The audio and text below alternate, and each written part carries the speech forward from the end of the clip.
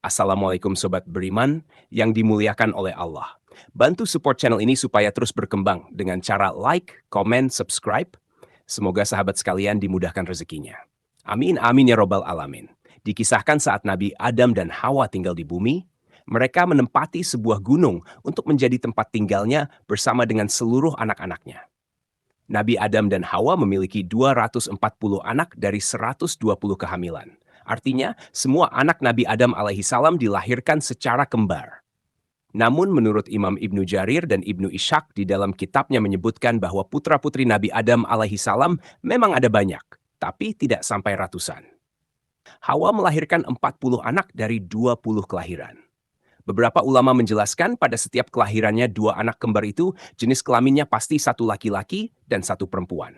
Anak pertama mereka adalah Kobil dan Iklima, sedangkan anak terakhirnya bernama Abdul Mugits dan Amanatul Mugits. Yang pada intinya semua anak Nabi Adam alaihissalam dan Siti Hawa dilahirkan secara kembar. Hanya saja ada seorang anak Nabi Adam alaihissalam yang dilahirkan tidak kembar. Dia dilahirkan tunggal tanpa kembarannya, dan anak ini diberi nama Unuk binti Adam. Bentuk fisik anak Nabi Adam yang bernama Unuk ini terbilang cukup aneh, tidak seperti anak-anak yang lainnya. Dia memiliki dua kepala yang masing-masing terletak pada bahunya, yaitu di kanan dan kirinya. Kemudian ciri berikutnya, anak ini lahir dengan memiliki 20 jari tangan, yaitu telapak tangannya masing-masing punya 10 jari. Kemudian di jarinya itu dia memiliki kuku yang panjang dan bengkok. Namun meskipun anak ini dilahirkan dengan segala keanehan tersebut, Siti Hawa dengan jiwa keibuannya tetap merawat Unuk dengan kasih sayang hingga si anak tumbuh dewasa. Singkat cerita, pada suatu hari terjadilah pembunuhan pertama di muka bumi, yaitu Kobil membunuh Habil. Karena peristiwa itu, akhirnya Kobil pun meninggalkan tempat tinggal mereka. Kobil pergi meninggalkan gunung dan turun menempati lembah. Letak lembah itu tak jauh dari gunung tersebut. Maka akhirnya terpisahlah kedua kelompok anak Adam. Kelompok yang beriman menempati puncak gunung bersama Adam dan Hawa, sedangkan yang tidak beriman menempati lembah di bawah gunung itu, dan Kobil menjadi pemimpin mereka di lembah tersebut. Hawa memperlakukan anaknya sama, merawatnya agar menjadi manusia yang beriman dan bertakwa kepada Allah Subhanahu wa Ta'ala. Itu menjadi ciri keturunannya yang mendiami puncak gunung. Sementara yang senang melanggar perintah Allah Subhanahu wa Ta'ala, mereka tinggal di lembah. Singkat cerita, Unuk pun tumbuh menjadi dewasa. Namun terjadi kecenderungan yang berbeda dengan kelompok yang ada di puncak gunung. Akhirnya pada suatu hari, Unuk memutuskan untuk turun ke lembah dan tinggal bersama kelompok Kobil. Nah, ketika Unuk nekat pergi dari puncak gunung itu, saat itu ayahnya yaitu Nabi Adam alaihissalam telah meninggal dunia. Beberapa sejarawan menyebutkan bahwa sebelum meninggal dunia, Nabi Adam alaihissalam sempat merasakan hidup bersama anak, cucu, cicit, dan seterusnya hingga berjumlah 40.000 orang. Di hari di mana Nabi Adam alaihissalam wafat, seluruh keturunan Adam menangis selama 7 hari 7 malam karena rasa duka yang begitu mendalam. Melihat bahwa Nabi Adam telah wafat, maka setan pun mulai berani dan menunjukkan taringnya. Setan mulai menggoda dan merayu anak-anak Adam yang tinggal di lembah. Karena para setan ini menganggap anak-anak Adam yang ada di lembah itu lebih mudah digoda karena mereka jauh dari Tuhannya. Nah, karena anak-anaknya ini pada waktu itu sedang bersedih sebab kematian ayahnya, maka setan suatu hari datang kepada mereka dan menawarkan musik. Tujuannya untuk menghibur mereka. Dan inilah musik pertama di atas dunia.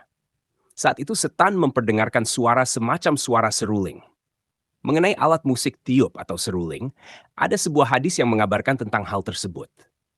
Dari Nafi, mantan hamba sahaya Ibnu Umar, beliau berkata, Ibnu Umar pernah mendengar suara seruling dari seorang penggembala, lalu beliau menyumbat kedua telinganya dengan kedua jarinya. Kemudian beliau pindah ke jalan yang lain. Lalu Ibnu Umar berkata, "Wahai Nafi, apakah kamu masih mendengar suara tadi?"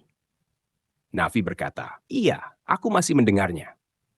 Barulah setelah itu Ibnu Umar melepaskan tangannya dari telinganya dan kembali ke jalan itu. Lalu ia berkata, "Beginilah aku melihat Rasulullah ketika mendengar suara seruling dari seorang penggembala. Beliau melakukannya seperti tadi."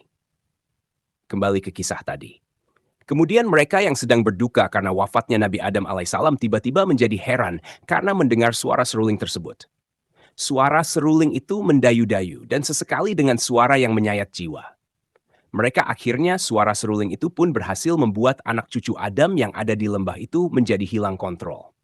Mereka menari, tertawa terbahak-bahak, dan seketika hilang rasa sedih mereka.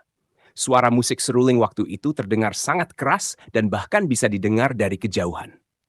Suara yang keras itu bahkan sampai terdengar ke atas puncak gunung, tempat di mana anak cucu Nabi Adam alaihissalam yang beriman tinggal di sana. Mereka yang ada di gunung itu merasa penasaran dengan suara tersebut. Namun mereka tetap bisa mengontrol diri untuk tidak melihat apa yang terjadi di bawah lembah sana. Kecuali Unuk binti Adam. Unuk saat itu tidak bisa membendung rasa penasarannya. Dia pergi meninggalkan puncak gunung dan turun menuju lembah. Unuk kemudian memutuskan untuk bergabung dengan kelompok Kobil dan saudaranya yang lain. Dia menikmati musik seruling itu dan tarian-tarian yang ada di lembah tersebut. Selama tinggal bersama Kobil di lembah tersebut, Unuk berjumpa dengan banyak laki-laki. Dan karena lembah itu isinya orang-orang mungkar dan setan pun menguasai hati dari setiap manusia di sana, Unuk pun melakukan seks bebas. Dia melakukan itu dengan banyak lelaki berbeda. Unuk pun menjadi kecanduan, dan ini sekaligus menjadi kegiatan prostitusi pertama yang terjadi di muka bumi. Karena perilakunya tersebut, tanpa disadari, dia pun hamil tanpa tahu siapa ayah dari anak yang dia kandung. Padahal Unuk bukanlah wanita yang cantik dan bahkan bisa dibilang buruk rupa. Sehingga mustahil ada laki-laki yang suka padanya. Namun rupanya Unuk memiliki ilmu sihir yang bisa membuat laki-laki terpikat padanya. Dia bisa menaklukkan semua laki-laki yang dia mau. Akhirnya pada suatu hari, Unuk pun melahirkan anak laki-lakinya yang dia beri nama Auj. Jadi Auj bin Unuk dinasabkan kepada ibunya karena mereka tidak mengetahui siapa ayahnya. Siti Hawa yang mendengar kabar ini atas perilaku buruk putrinya tersebut hingga membuatnya menjadi sedih. Maka Siti Hawa kemudian berdoa kepada Allah Subhanahu wa Ta'ala supaya anaknya yang bernama Unuk ini dilenyapkan saja dari muka bumi. Allah Subhanahu wa Ta'ala pun mengabulkan doa dari Siti Hawa. Kemudian Allah Subhanahu wa Ta'ala mengutus seekor singa yang sangat besar, yang ukuran tubuhnya lebih besar daripada gajah. Kira-kira 1 tahun setelah melahirkan anaknya, singa yang besar itu mendatangi Unuk. Kemudian singa tersebut menyerang, mencabik-cabik badannya, hingga Unuk pun meregang nyawa. Dan ini sekaligus menjadi kematian pertama yang disebabkan oleh binatang. Beberapa tahun kemudian, Auj yang hidup tanpa orang tua akhirnya tumbuh menjadi dewasa. Namun anehnya, perkembangan tubuhnya dinilai tidak normal. Auj memiliki ukuran tubuh yang sangat besar. Tinggi tubuhnya mencapai 1.200 hasta dan lebarnya juga 1.200 hasta. Sampai-sampai di riwayat itu disebutkan jika ada angin topan, maka angin topan itu tingginya bahkan tidak melebihi dari lutut Auj. Jika Auj duduk di atas sebuah gunung, tangannya mampu mengambil ikan yang ada di dalam laut. Kemudian ikan yang diambil itu diangkatnya ke langit dan ikan itu pun matang karena terpanggang panas matahari. Dan jika Auj marah atau kesal kepada penduduk suatu kampung, dia akan mengencingi kampung tersebut, sehingga kampung itu tenggelam karena air kencingnya. Menurut sebuah riwayat, Auj menguasai sebuah perkampungan, yang di sana dia diperlakukan seperti raja. Dan diriwayatkan pula bahwa Auj memiliki usia yang sangat panjang, dan bahkan bisa dibilang dia adalah orang yang paling panjang usianya, yaitu dia hidup selama 4.500 tahun. Hidup pada masa akhir Nabi Adam alaihissalam hingga ke zaman Nabi Musa alaihissalam. Sementara Nabi Adam ketika wafat, usianya adalah 930 tahun. Dan di usianya Nabi Adam tersebut, Adam alaihissalam masih hidup selama beberapa tahun setelah Lameh lahir. Lameh adalah ayahnya Nabi Nuh alaihissalam. Nah, di masa Nabi Nuh alaihissalam, Auj bin Unuk berjasa membantu sang nabi untuk membantu mengangkat kayu-kayu besar yang dipergunakan untuk membuat kapal Nabi Nuh alaihissalam. Dikisahkan Allah Subhanahu wa Ta'ala memerintahkan Nabi Nuh alaihissalam pergi ke Kufah untuk mengangkut kayu dari pohon saj. Kufah adalah sebuah wilayah yang terletak di Irak. Akan tetapi Nabi Nuh alaihissalam bingung bagaimana cara mengangkut kayu-kayu tersebut. Maka Allah Subhanahu wa Ta'ala mewahyukan kepada Nuh alaihissalam bahwa Auj bisa memikulnya. Maka setelah Allah Subhanahu wa Ta'ala menyampaikan wahyu kepada Nuh alaihissalam bahwa yang mampu memikul kayu itu adalah Auj yang rencananya akan diangkut dariku. Kufah menuju tanah Hirah, yaitu sebuah perkampungan yang dekat dengan Baghdad. Lalu kemudian Nabi Nuh alaihissalam pergi menemui Auj dan memintanya untuk memindahkan kayu untuknya. Auj berkata, aku tidak mau memikul kayu-kayu itu kecuali engkau bisa mengenyangkan perutku dengan roti-roti. Kebetulan pada waktu itu Nabi Nuh alaihissalam membawa 3 roti dari kacang. Nabi Nuh alaihissalam kemudian memberikan selembar roti itu kepada Auj dan berkata, wahai Auj, ini roti, makanlah untukmu. Auj pun lalu tertawa dan berkata, roti sebesar gunung saja tidak akan membuatku kenyang, apalagi roti yang hanya selembar kecil ini. Mendengar ucapan Auj, kemudian Nabi Nuh alaihissalam mengambil roti tersebut dan memotongnya di 2 bagian. Bagian pertama diserahkan kepada Auj. Lalu Nabi Nuh alaihissalam berkata, bacalah Bismillahirrahmanirrahim. Kemudian engkau masukkan roti ini ke dalam mulut, pun memakan roti itu, dan kemudian dia diberikan potongan roti ya. Yang kedua baru masuk setengah ke mulutnya. Auj telah merasa kenyang dan bahkan tidak sanggup memakan apapun setelah permintaannya tersebut. Dituruti Auj kemudian membawa semua kayu-kayu tersebut dari Kufah menuju Hirah dalam 1 kali pemberangkatan. Lalu Nabi Nuh alaihissalam dan para pengikutnya mengolah kayu-kayu tersebut hingga menjadi kapal yang besar. Beberapa waktu kemudian, ketika kapal Nabi Nuh alaihissalam telah selesai dibangun, maka datanglah badai dan sepertinya akan terjadi banjir yang besar. Auj kemudian memohon kepada Nabi Nuh alaihissalam untuk ikut masuk ke dalam kapal itu, akan tetapi Nabi Nuh alaihissalam menolak inginannya tersebut.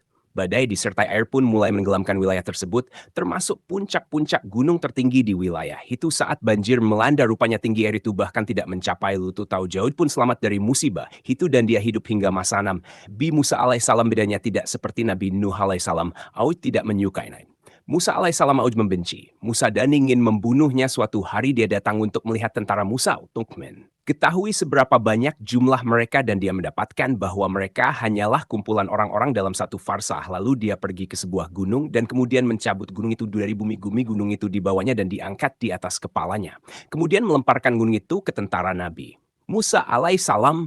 Namun Allah subhanahu wa ta'ala mengutus burung hud yang paruhnya diciptakan dari besi. Kemudian kawanan burung itu hinggap di atas gunung yang diangkat dan mulailah mematukinya hingga berlubang. Lalu burung-burung itu turun ke pundak Auj dan masuk ke dalam mantelnya hingga Auj tidak bisa bergerak. Ketika melihat Auj lengah, Nabi Musa alaihissalam lalu menghampirinya dan memukulkan tongkatnya yang panjangnya 10 siku sambil melompat ke udara setinggi 10 siku tingginya.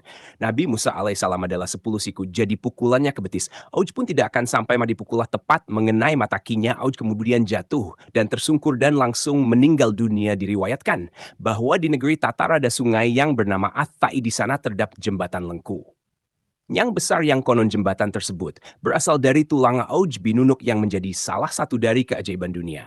Syekh Hamid Ahmad At-Tahrir Al-Basyuni dalam bukunya yang berjudul Syahih Qisosul Quran menyebutkan bahwa kisah ini termasuk dusta Auj bin Nunuk, sebagaimana disebutkan dalam riwayat adalah orang kafir yang suka membangkang, sombong dan jahat.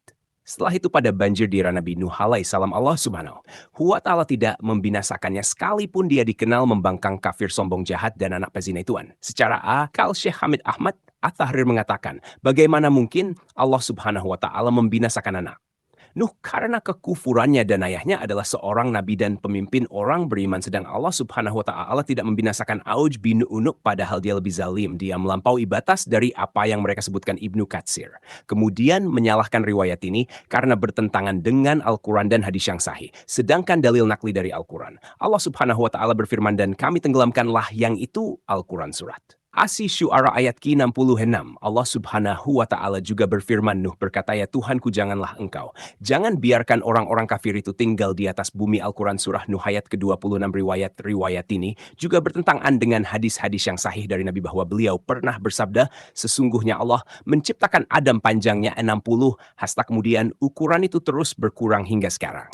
Ini merupakan hadis sahih dari Nabi Shallallahu Alaihi Wasallam yang tidak pernah berbicara karena mengikuti hawa nafsunya. Ucapannya itu tiada lain hanya wahyu yang diwahyukan. Al-Quran surat An-Nat kimayat mata kenyataan tinggi manusia terus berkurang mulai dari diciptakannya Adam hingga sekarang ini, berarti bahwa tidak ada turunan Adam yang lebih tinggi darinya. Kemudian dari Ibnu Qayyim Al-Jauziyah menjelaskan kedustaan riwayat ini, dia berkata tidak terlalu mengherankan bahwa mereka berani berdusta kepada Allah Subhanahu wa Ta'ala.